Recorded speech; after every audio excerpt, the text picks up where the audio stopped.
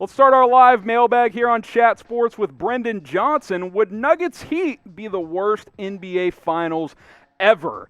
The actual matchup I think would be interesting. I know the higher-ups in the NBA aren't looking forward to that. They want Lakers-Celtics, right? Who doesn't want Lakers-Celtics? You know, it's the oldest rivalry in the NBA, right? That's what most folks want. Obviously, the Celtics have some work to do.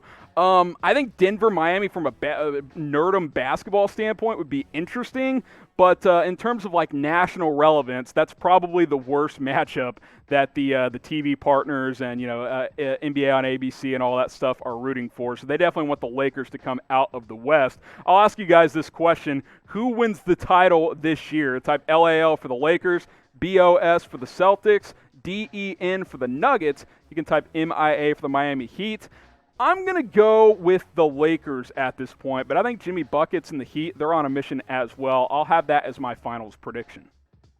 Chris, Lakers fan, should LeBron have won MVP over Giannis? It's easy to have revisionary history now, right? Like, you look at the playoffs, it's like, well, clearly LeBron and the Lakers have played much better than Giannis and the Bucks did, but it's a regular season award. We do this every year in one sport, it seems like, where the guy who wins MVP either came up short in the playoffs or didn't perform as well in the big games or whatever the case may be. Giannis was the best player in the regular season. That's just the fact of the matter. The numbers are better across the board. The three-point percentage may have been slightly worse than LeBron, but not enough to make a difference in the MVP race. I understand what you're saying. If you're asking who the better player is right now, maybe LeBron's the answer. But that's two different questions. LeBron should not have won MVP. He got second. That's where he should have come in the pecking order. Harden got third. Luka got fourth. But Giannis won the award, and that's how it should have been. So I think they made the right call here. But who's the real MVP? Type G for Giannis, type L for LeBron. Let me know, who's the real MVP? Obviously, stealing words from Kevin Durant back in the day when he said his mom was the real MVP. G for Giannis, L for LeBron. We'll make this the pinned comment on today's video so you guys can answer right there. Jay plays fun games. Hashtag NBA. Where will Giannis go this offseason? I actually think he's staying in Milwaukee. He's made it clear he wants to make it work with the Bucks. Now, I don't think he'll necessarily sign that Supermax extension he's eligible for. He'll probably see how this next season goes, but he met with the Bucks recently. They want to make things work in Milwaukee. I think at least for one more season he will be with the Bucks. Loyalty, would it be smart for the Knicks to pick up Westbrook and VanVleet? It would be entertaining, I guess. That's not going to lead to that much success, though, I don't think. You're probably better than you are now, but look, the Knicks are a desperate franchise. We know that. Like, they want to make a splashy trade. We talked about it during our rumors segment here that they're linked to Chris Paul, they're linked to Russell Westbrook. They want to make something happen this offseason. I just don't know how realistic it is and how smart it is, quite frankly. It's not like the Knicks are Russell Westbrook and Fred VanVleet away from being a title contender. That makes them a playoff contender, but what, like 6th seed in the East, 7th seed if you pick up those two guys? I don't know if that's worth doing, especially if you're trading a lot of young players. Big Play Slays next up on our live mailbag. Do you see my Lakers trading for Chris Paul? Where's the money coming from, right? You got to re-sign Anthony Davis. I guess if AD shocks us all and signs with Chicago in free agency, sure, like go trade for Chris Paul. But I don't think that's very likely. They don't have the money to make that work. If that trade happens, though, I promise you, we will have a video on it up on the channel very, very quickly. One of the many reasons you should subscribe, because the NBA offseason, crazy stuff always happens. Last year, I came up to the studio at 2 a.m. when the Kawhi Leonard, Paul George maneuvering happened, and we went live and had that video out for you guys within like an hour of it happening. It's wild. The NBA offseason is unlike any other sport. Subscribe. It's just around the corner. We got the conference finals now, NBA finals, then we'll have the draft and free agency. We cover it all here on Chat Sports, so hit that big red button. Dominic's next up, Montrezl Harrell to Toronto. That's interesting. I definitely think the Clippers are going to have some troubles bringing him back unless they decide to trade someone like Paul George, because it's just going to be tough to make the money work. Someone's going to offer him $20 million a year. I don't think the Clippers are going to be able to do that. So Toronto's got some key guys coming off the books, Serge Ibaka, Marc Gasol. Money is freeing up, so I could actually see that making some sense. Brennan Nader, using hashtag NBA, where do you think is a good place for for Hassan Whiteside to go this offseason. Whiteside had a bit of a resurgence this year. I was fairly surprised with Nurkic out. He played well for Portland.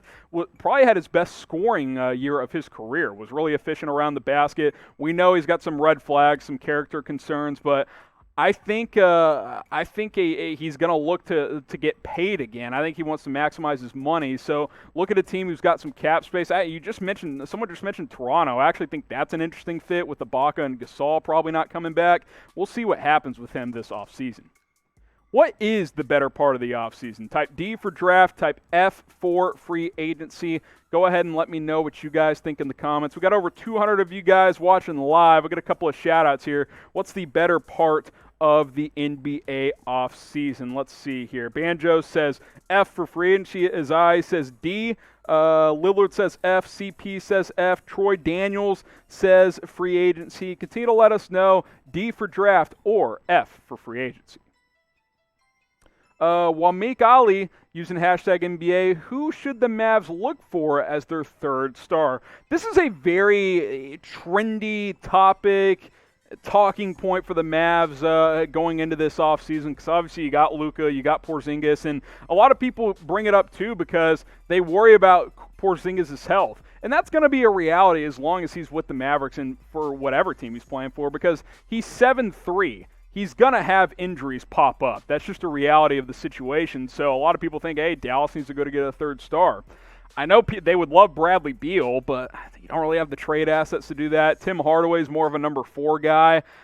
I'll be interested to see what Cuban and Donnie do this offseason because they're very creative traders. I don't see any free agents out there that really make a lot of sense to be a third piece. Speaking of Bradley Beal, Honey Nut Cheerios has this question using hashtag NBA. Lakers to try and get Beal.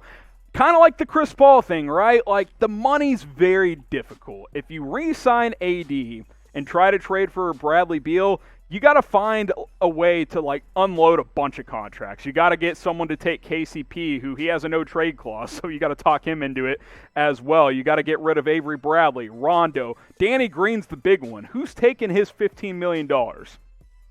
I don't know. That's going to be tough after what he did this year. That's the only way you can even have a chance, and that's on top of not really having draft assets. I don't think the Lakers make sense for a major trade. If they want to add another piece, it's probably going to have to be in free agency.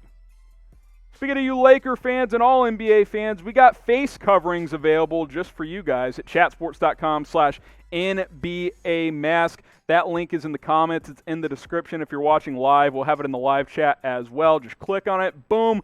Tons of face coverings available for all of your favorite NBA teams. Go to that link, chatsports.com/NBA mask. I want to get back into the American Airlines Center and watch Luka Doncic play. That's not going to happen until we get the coronavirus under control. So get a face mask, represent your team. Go to chatsports.com/NBA mask.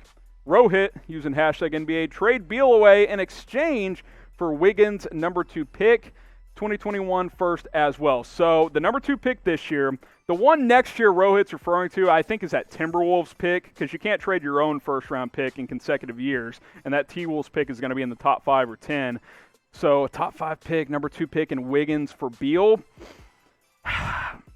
That's pretty decent. The problem is does Washington want to take on that Wiggins contract? That's going to be a problem with any trade. You may have to throw another future first in there, honestly. Like, Beal is that good and Wiggins' contract is that bad. But I think that's fairly close. We're on the right track there, Rohit. Maybe just a little bit more trade ammunition.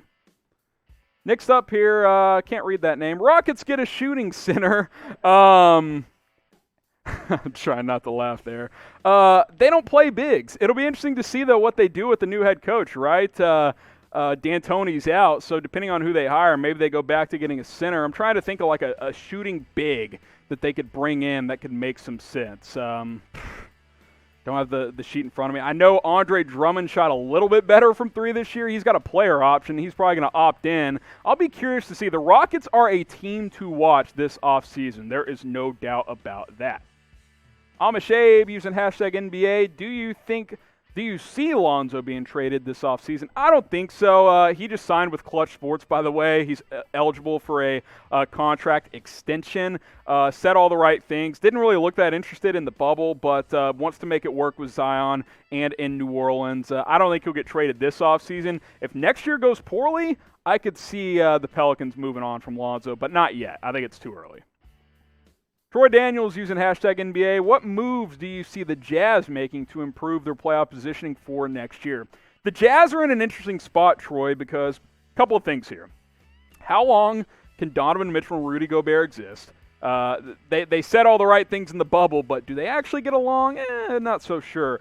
Two, they're kind of stuck in that place where they're about the 5 seed every year. What do they need to improve and be a top 2 or 3 seed? Like, I look at the Nuggets, right? The Nuggets have found a way to break through. The Nuggets have done it with depth. Quality depth, good bench players. That's what I would look for if I'm the Jazz. Last one here, Clay. Harden to the Nuggets. That would be interesting. Why would Denver do it, though? That young core they've got with Jamal Murray, Jokic, Gary Harris, Michael Porter Jr., they got a fun group. By the way, they're doing all of this with Will Barton hurt, who he averaged 15 points a game this year, and he's not even in the bubble. So I like their young core. If you're going to trade for Harden, if you're Denver, you're probably going to have to include Michael Porter in that trade. I'm not doing that. Harden's over the age of 30. I would stick with what I have if I'm Denver.